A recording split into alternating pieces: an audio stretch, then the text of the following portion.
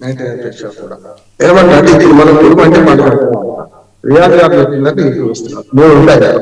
ఒకటేమో vote share, రెండోది ఏమో మన కౌన్సిలర్లు కానీ కార్పొరేటర్ల సంఖ్య, మూడోది అసలైన బంధం అంటే ముందుంది ముసళ్ల పండుగ అన్నట్టు ఎన్ని మున్సిపాలిటీలు కైవసం చేసుకుంటారు, ఎన్ని కార్పొరేషన్ ఇది మూడోది అంటున్నాను. మూడో స్టేజ్కి రాలేదు ఇంకా మనం, ఇప్పటికే మొదలేమో మనం ఓటర్లను కొనుక్కున్నాం, రాజకీయ పార్టీలు అన్ని అట్లా చేసి ఆల్మోస్ట్ కొంచెం ఎక్కువ తక్కువ ఓటర్లను డబ్బులు ఇచ్చి కొనుక్కున్నాం. ఇప్పుడు వీళ్ళు అమలు కూడా సర్ఫ్ సిద్ధం అవుతుంది అంటున్నాను. రెండో సర్ఫ్ సిద్ధం అవుతుంది. ఇప్పటిదాకా ఓటర్లు అన్ని రాజకీయ పార్టీలు నేను అవమానిస్తలేను, అన్ని రాజకీయ పార్టీలు మంచి ఉన్నాయి చెడ్డ ఉన్నది, కానీ అందరూ పంచకుండా ఎవరికి గెలవలేదు, అందరూ పంచారు కొంచెం ఎక్కువ తక్కువ. కనుక పంచి గెలిచాడు. ఇప్పటిదాకా ఓటర్లను కొనుక్కున్న వాళ్ళు ఇప్పుడు తామే అంగడి సరుకులుగా మారి అమ్ముడు పోతున్నారు అంటున్నారు. విప్పుండొచ్చు, విప్పున్నా సరే తమ పార్టీ కౌన్సిలర్లను తామే కొనుక్కునేంత దుర్మార్గ పరిస్థితి ఉంది. నేను 50 ఏళ్ళ జర్నలిస్టులు 50 ఏళ్ళ నుంచి రాజకీయాలు వాడు చెప్తున్నాడు. అంటే తమ పార్టీ వాళ్ళని తాము కొనుక్కునే విచిత్రమైన పరిస్థితి వస్తుంది అంటున్నాడు. ఎందుకంటే ఎవరి మీద నమ్మకం లేదు, సిద్ధాంత రాజకీయాలు లేవు, సిద్ధాంతపరమైన రాజకీయాలు ఎప్పుడో పోయినాయి కనుక ఇప్పుడు ఇది కుటుంబం అంటే పండుగ అనకండి. ఇప్పుడు ఈ గెలిచింది ఒక ఎత్తు అయితే రేపు 1-2 సీట్లు తేడా ఉన్న చోట ఫలితాలు తారుమారవుతాయి. టీఆర్ఎస్ ముఖ్యంగా బీఆర్ఎస్ గెలిచిన సీట్లలో వీళ్ళు ఎవరి కోఆప్షన్ మెంబర్ 4 ఉంటాయి. మన రఘునందన్ గారు ఒకటేమో రాజ్యసభ సభ్యులు ఆల్రెడీ ఇప్పటికే ఇచ్చేశారు, వాళ్ళు ఎక్కడెక్కడ ఓటేస్తామని ఇచ్చేశారు. తర్వాత లోక్సభ సభ్యులు వాళ్ళేమో వాళ్ళ కాన్స్టిట్యున్సీకి పరిమితంగా వాళ్ళు ఎప్పటికి ఇచ్చేశారు. మూడవది ఎమ్మెల్సీలకైతే ఒక్కోసారి 4 ఉమ్మడి జిల్లాలు ఉన్నాయి. రఘునందన్ గారు 4 ఉమ్మడి జిల్లాలు మనకు ఎవరైతే మన గ్రాడ్యుయేట్స్ కానీ లేకుంటే స్థానిక సంస్థలు కానీ లేకుంటే ఉపాధ్యాయ ఎమ్మెల్సీ 3-4 జిల్లాలు ఉమ్మడి జిల్లాలు ఉంటాయి వాళ్ళకి. అక్కడెక్కడ ఇచ్చేస్తున్నారు. ఎమ్మెల్యే కొత్త వాళ్ళ కాన్స్టిట్యున్సీ.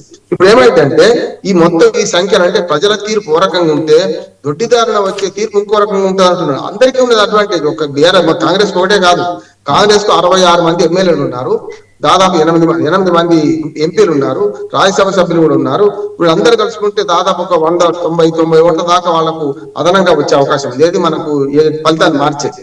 అట్లాగే బీజేపీ కూడా 8 మంది ఎంపీలు ఉన్నారు, రాజ్యసభ సభ్యులు ఉన్నారు, ఎమ్మెల్సీలు ఉన్నారు, వాళ్లకు దొడ్డిదారు. బీఆర్ఎస్ కూడా ఉన్నారు, కాకపోతే ఎంపీలు లేరు, లోక్సభ సభ్యులు లేరు, 4 రాజ్యసభ సభ్యులు.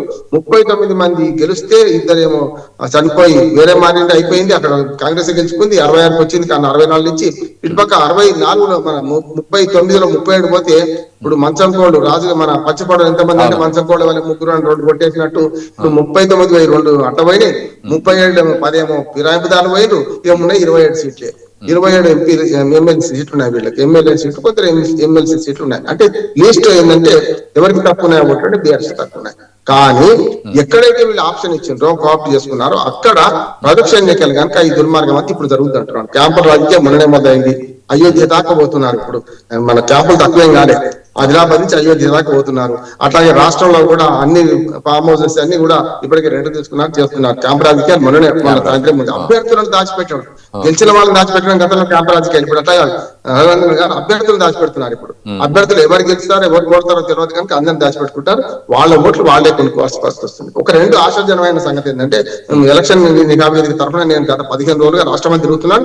మొన్న పోలింగ్ నాడు కూడా తిరిగాను. 2 రోజులు పెద్దగా పనేం లేదు. మనం చూసేది ఇప్పుడు ఎలక్షన్ రిజల్ట్సే కదా.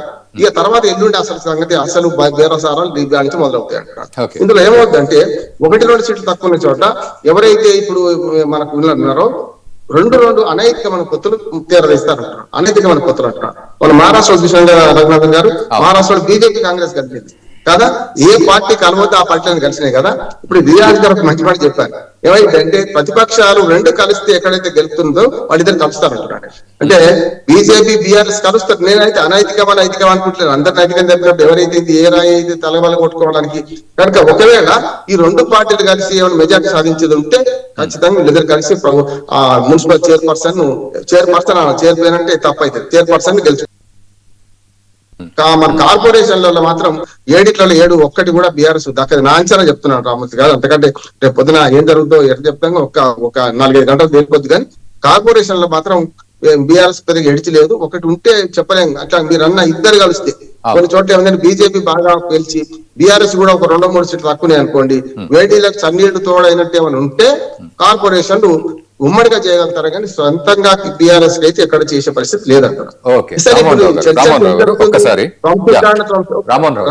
ఒక్కసారి మనం అప్డేట్ చూస్తూ మొత్తం దొంగాటలో అంటున్నాను. ఈ దొంగాటలో పార్టీలు గెలుస్తున్నాయి, ప్రజలు ఓడిపోతున్నారు అంటున్నాను నేను.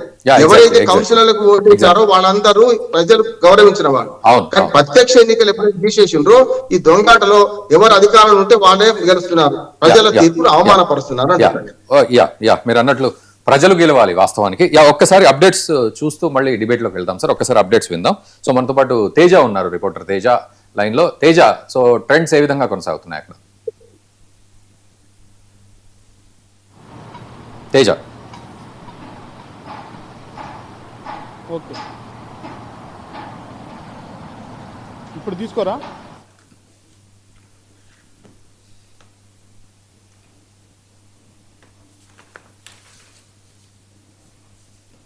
రైట్, ట్రెండ్స్ ఉత్కంఠగా సాగుతున్నాయి. వారు అన్నట్లుగా